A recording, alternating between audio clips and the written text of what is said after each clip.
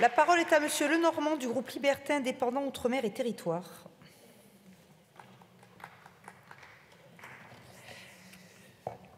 Bien, Madame la Présidente, Madame, Messieurs les ministres, Madame la Présidente de la Commission, Madame la rapporteure, chers collègues, c'est une étrange sensation que de reprendre les débats sur ce projet de loi de finances de la sécurité sociale adopté à l'Assemblée nationale sans vote, après des discussions trop rapidement interrompues par le recours au 49.3.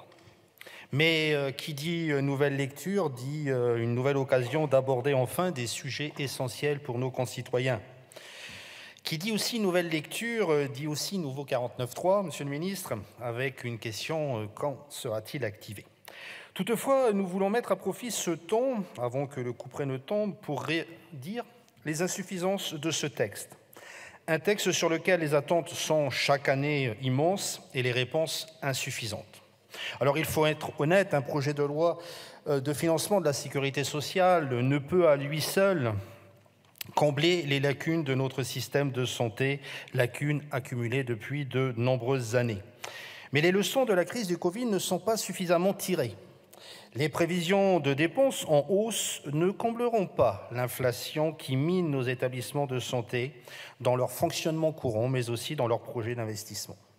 Ces provisions de dépenses contrastent aussi avec les dépenses liées au Covid ces dernières années. 1 milliard d'euros est prévu en 2023 contre 11,5 milliards l'an dernier. Est-ce que ce sera suffisant pour que nous anticipions mieux nos besoins? Et je pense ici avec quelques exemples, notamment au niveau des médicaments. C'était le paracétamol hier, c'est aujourd'hui l'amoxicilline. Il est urgent d'empêcher ce genre d'errement. Mais depuis la première lecture, le gouvernement a annoncé dans l'urgence des rallonges budgétaires pour nos services de pédiatrie submergés par l'épidémie de bronchiolite. Mais ces difficultés sont structurelles et pas seulement liées à la vigueur de l'épidémie. Les réponses, elles, sont conjoncturelles.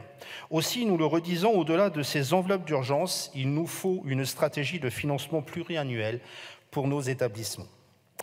Cette stratégie doit aussi avoir pour priorité la lutte contre la désaffection pour les métiers du soin et de l'accompagnement. Or, pour la première fois depuis le Ségur de la santé, nous ne trouvons aucune mention des revalorisations salariales. Alors même que les oubliés du Ségur, ils sont encore beaucoup trop. Notre groupe, d'ailleurs, défendra un nouvel amendement sur ces personnels exclus de ce Ségur. Nous redisons également notre incompréhension de voir que dans les EHPAD, seuls 3 000 postes sont prévus pour 2023. C'est moins d'un demi-poste par établissement. Nous proposions d'en financer au moins 7 500, soit un par établissement. Il faudra donc faire bien davantage sur le volet autonomie. Les questions liées au handicap sont à peine effleurées. Et au-delà de mesures bienvenues sur le contrôle des EHPAD, le sujet crucial du financement de la branche autonomie est encore remis à plus tard. Cette branche continuera donc d'être une coquille vide que nous connaissons et insuffisante à garantir les 6,5 milliards d'euros pour améliorer la prise en charge de nos aînés et des personnes en situation de handicap à l'horizon 2024. Je veux dire aussi un mot sur les bonnes idées de ce projet, et notamment sur le volet prévention qui est considérablement renforcé.